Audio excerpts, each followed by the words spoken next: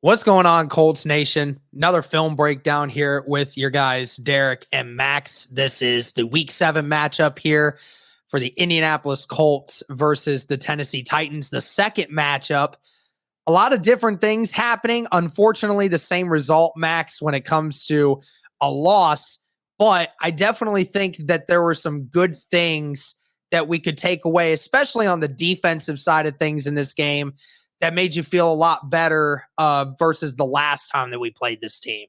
Yeah, for sure. Gus Bradley mixed up the scheme a lot in this game, trying to confuse Ryan Tannehill, keep him in the pocket in many different ways that we'll highlight throughout. And this sack by Kenny Moore on the third down on the first Titans drive to get the Titans off the field is a beautiful play. Absolutely. So that's what we're about to show you here, guys. So you have right here in the middle, you have, I can't tell who that is over the center here. That's Fede. Fede Odenigbo. Yep. Then you have DeForest Buckner in the middle, and then you have Yannick Ngakoue up here at the top. Now, what the Colts are going to do is they're going to bring a disguised blitz by Kenny Moore at the very top, and he's going to shoot this B gap. The Colts purposefully overload this side of the line to try and sneak Kenny Moore in. Now, what you're going to see here is Buckner is going to perform a stunt on the inside of Ifedy at the last second, and this right guard is not going to see Kenny Moore coming through until it's too late, and Kenny Moore gets the sack. He just sneaks in.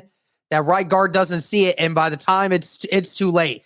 There was definitely some guys deep there, Max, that Tannehill could have got, but what a beautiful design here on this blitz. Yeah, it was good to see Gus Bradley blitz on this third down, be more aggressive than he has been. Gus Bradley's not known for blitzing, but this was the perfect time to call the blitz in this game.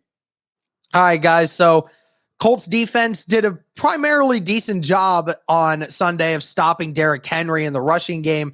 Yes, he did rush the ball 30 times and did have 128 yards, but 25 of those yards came on the last two plays of the game. And, made it, and it was pretty much putting the game away at that point. But for the most part, Colts did a primarily decent job of containing Derrick Henry. And this is another one of those. The Tennessee Titans are going to run a fake sweep, and then are going to hand this off to Derrick Henry to basically run a toss out here to the outside.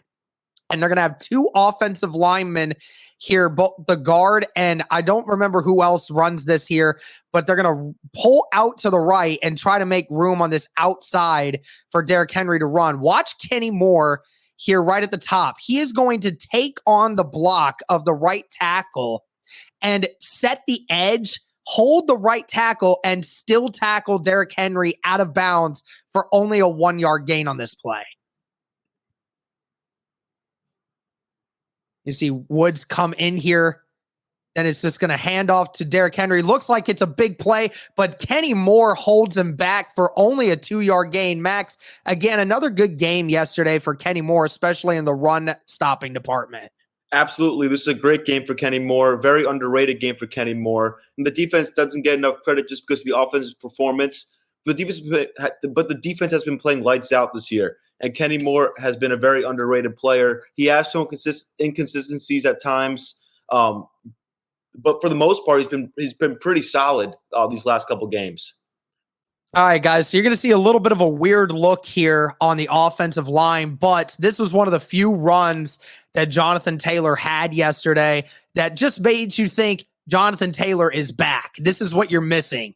And it's weird because you're going to have a weird set here. You have Ryan Kelly here at center, but then you have Quentin Nelson, Dennis Kelly, and then Braden Smith out here playing as a tight end.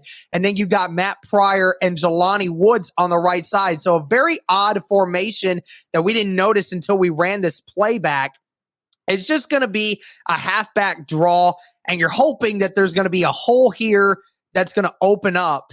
But the Titans overload this left side, hoping to combat whatever happens here with Braden Smith. But Jonathan Taylor just gets one-on-one with this linebacker here, Dylan Cole. And this just reminds you of just how good Jonathan Taylor is on this run.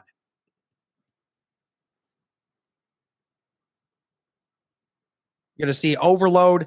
Cole reads it directly, but man, what a play there by Jonathan Taylor, and it results in his biggest run of the game, which is a 15-yarder. Yeah, this is one of the best Jonathan Taylor runs of the day. Um, I'm upset that he didn't get more opportunities, but he did look healthier in this game, and he did look like the old Jonathan Taylor that we've seen last year and his rookie year. Now, he probably could have had this cutback as you play this through again. If he cut back inside, he probably gets caught in by Danico Autry when he cuts back inside, but he was just trying to follow his blockers in Alec Pearson, Paris Campbell on the outside. All right, guys, another fantastic run stop here by the Indianapolis Colts. 2nd down and 1 right here. And this is just another result of Grover Stewart, who is showing yet again why he is the best run stopping defensive tackle in the entire NFL. He's going to get double teamed right here in the middle by Ben Jones, the center, and Aaron Brewer at left guard. And he just throws both of these guys onto the ground. Derrick Henry has nowhere to go with this, and he actually stops him short of the 1st down on this play. You see this double team coming in here, and Grover Stewart just makes a play, man. I mean, it's truly insane that we get to continue to see him do this week in and week out, Max. Absolutely. And Gus Bradley even said today in his press conference that he's so thankful and grateful to have a player like Grover Stewart and being able to put so much responsibility on him each game and having Grover come through like he has been all season. All right, guys, you're going to see another good run here from Jonathan Taylor. And this was really just great run blocking here from this offensive line of the Indianapolis Colts. Again, another good performance here running the football with this offensive line. Pass blocking still something that needs to be fixed, but overall, this was a good one here. You're going to have Braden Smith seal the end out here. You're going to have Matt Pryor and Ryan Kelly sealing off this defensive tackle. Big Q is going to move DeMarcus Walker out of the way, who tries to shoot the A-gap. Kelly is going to pick up Long Jr. here at 51, who's going to come in off a blitz. Dennis Kelly picks him up perfectly. Ryan Kelly picks up the other linebacker here at the 2nd level, and Jonathan Taylor makes one good cut, and then the rest is just Jonathan Taylor.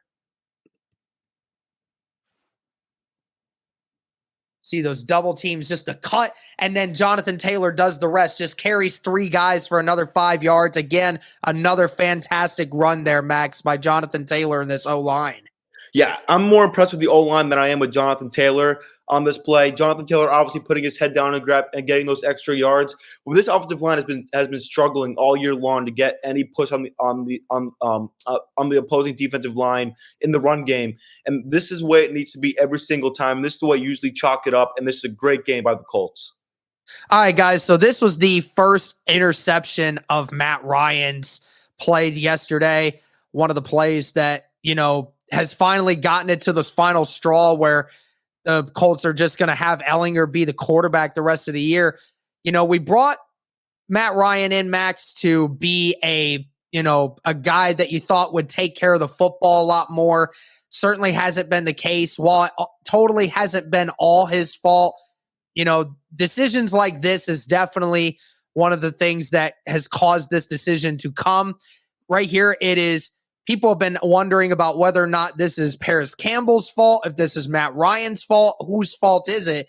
Really, it's just reckless football all around by Frank Reich and Matt Ryan. Because see here, what you're going to see is, and Max, just play it out to the point where Matt Ryan's about to throw this football. What you're going to see is you're just going to see Paris Campbell on a simple out route. The Titans are going to bring everything they got, like right here.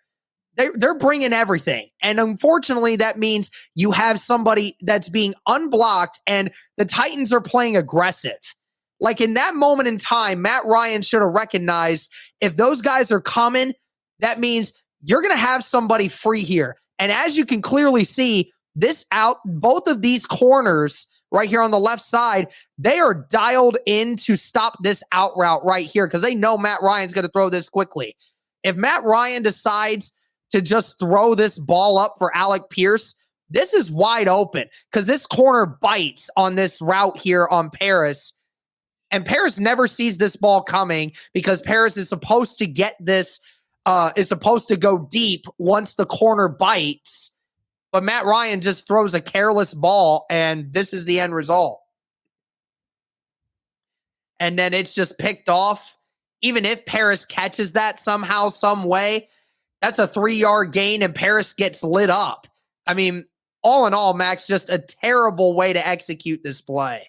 Yeah, absolutely. This is just Matt Ryan making a bad play worse.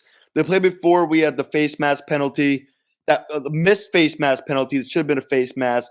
Frank Reich was arguing with the official, was linking the play call into Matt Ryan, and Matt Ryan just made a bad play worse because Matt Ryan didn't have enough time in the play clock to check out of that play. So, but 15-year veteran, you have to assume that Matt Ryan understands that you have to either eat the ball and take the sack or at least go out this side, because this whole right side was open on this play. So as we get back to this play right now. And the worst part is too, Max, is if he eats the sack, okay, he's down at the 35-yard line. You get a chance to still get 5-10 yards for your kicker, and you tie this game 3-3. Instead, it's 10-0. This is just careless football by Matt Ryan, and this is definitely one of the reasons, like you said, that Matt Ryan ended up being benched.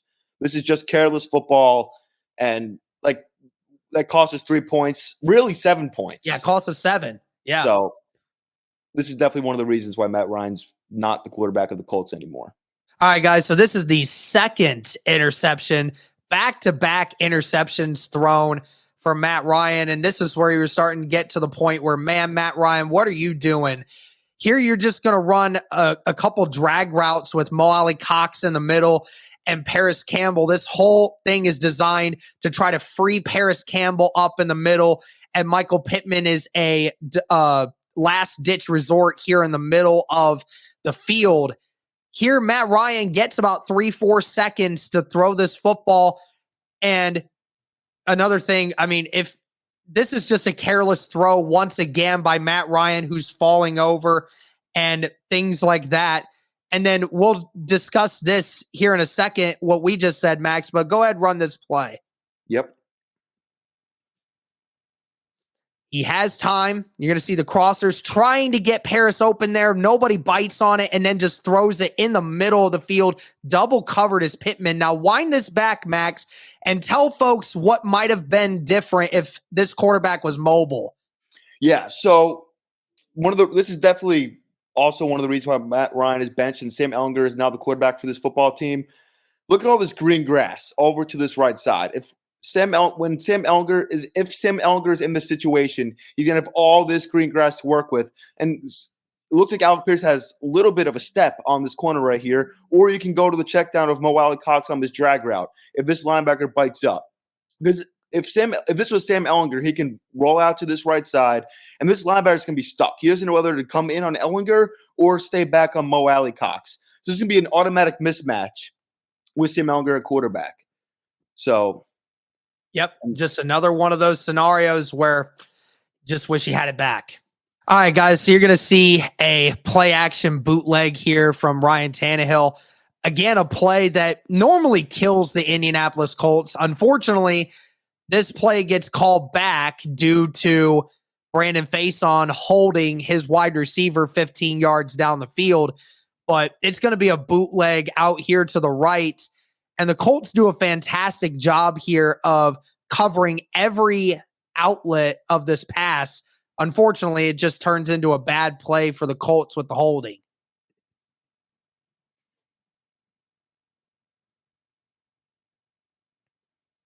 See, everything is covered. Zaire Franklin sees the tight end at the last second, so Tannehill can't go back to it. Unfortunately, what you see from this angle right here, Max, it turns into a 15-yard penalty again on none other than the great Brandon Faison. Yeah, Brandon Faison is going to be the death of me. But let's focus on Zaire Franklin, number 44 in the middle of this defense, who's come up big in the absence of Shaq Leonard. Ryan Tannehill's going to roll out to the right. Zaire recognizes the scheme and what the Titans are trying to do. Ryan Tannehill thinks he's going to have this outlet at tight end right here. Zaire recognizes that he's going to be wide open in the middle of the field, heads back to that tight end, and Ryan Tannehill ends up throwing the ball away. All right, guys. So this one right here, there are reports coming out that Matt Ryan's arm is practically shot at this point. Scouts are saying that he's definitely got an arm issue, shoulder issue right now. And this kind of throw really reiterates that same thing for it, albeit this is a 25-yard pass, and this is definitely something that's a very difficult pass to make. But the previous throw to this, Michael Pittman, who was 10 yards from the line of scrimmage and was wide open, Matt Ryan threw the ball short and didn't even get it to Pittman, who was wide open in the flat. This one here, Alec Pierce is just going to run a simple in route on 25 yards at the 35, and Matt Ryan barely gets this ball to him for the catch.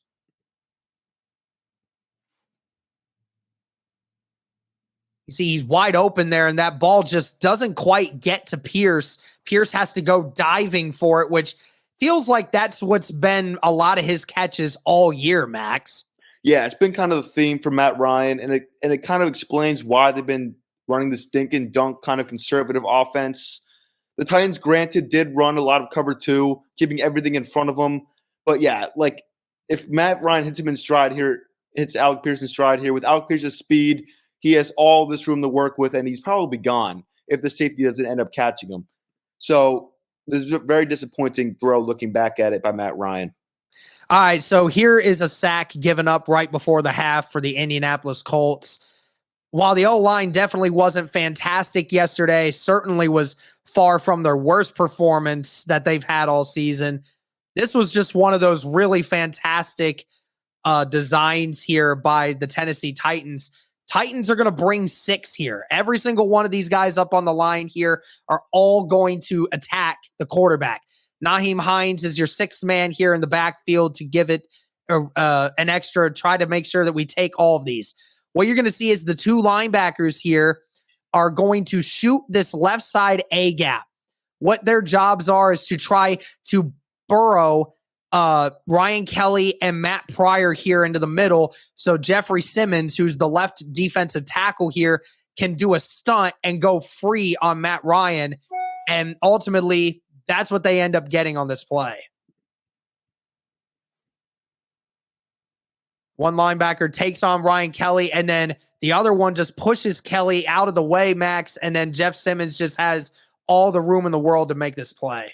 Yeah, this has been a constant theme that we've seen throughout these film sessions from this offensive line, struggling with games and stunts all season long, and this one proved costly as this drive was killed right before halftime.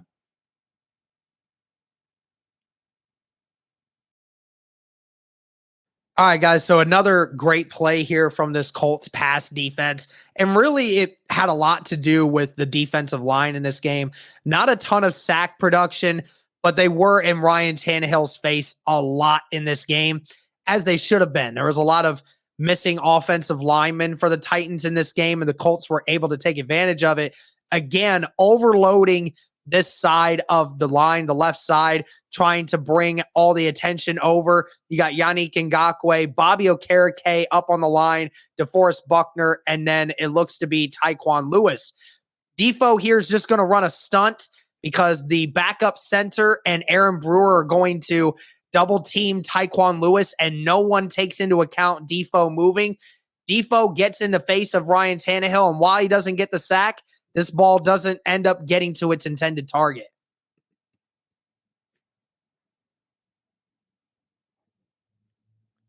Fantastic job, Defo, just getting there into the middle, and then that ball gets thrown out of bounds. And even if it stayed in bounds there, Max, Stephon Gilmore was going to be the one to pick it off. Exactly. That's what I was just about to say. Even if Defo does not get to the quarterback here on this stunt, Stephon Gilmore is down the field, ready to lock down that wide receiver and pick that ball off and give back to the offense. All right, guys. So Paris Campbell is going to be the one to catch this one. Paris with a almost career day yesterday, 10 catches, 70 yards, and a touchdown. This is one of those 10 catches that he has. Just a phenomenal route here ran by Paris Campbell. He's going to get the cornerback Roger McCreary here to turn his shoulders inside, and then Paris just one-on-one. He's just too agile and too good with the route and creates so much separation, and this is a huge first down here for the Colts, who were desperate for some points. Pierce is just going to run a vert. Campbell just creates all that separation and just makes the catch.